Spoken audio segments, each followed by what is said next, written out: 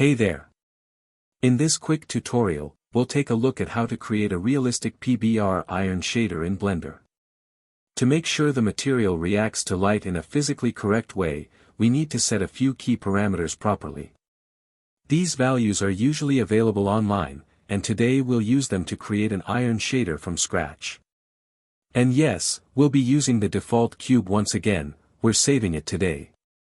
We'll use the principled BSDF shader, which is perfect for PBR materials. We'll start with the base color. Metals typically don't use texture maps for color, instead, they have a single uniform color.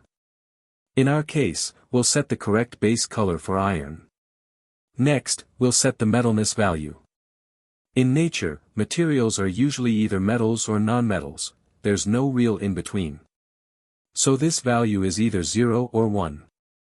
Since we're making iron, we'll set it to 1. Now let's adjust the roughness. This controls how polished or rough the metal surface is, in other words, how much it reflects light. You can either use a texture or just set a single value. In our case, we'll go for a fairly shiny look and set the roughness to 0.2. Sometimes a material looks freshly polished, and other times it might be smudged or have fingerprints, that's where roughness maps come in.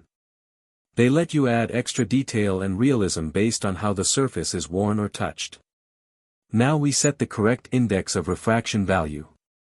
Even though metals aren't transparent, the index of refraction still affects how light reflects off the surface, especially at glancing angles. For iron, the IOR is around 2.935, so we'll use that value to make the reflections more physically accurate. Next, we can also add a normal map.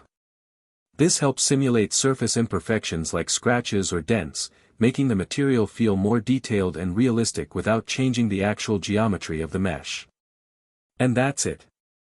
You've now created a realistic iron material.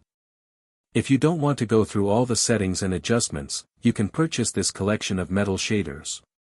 It comes with preset parameters, plus an easy way to add procedural roughness imperfections and dents. The collection includes 12 commonly used metal shaders. You can find the link in the description below. Thanks for watching, and see you next time.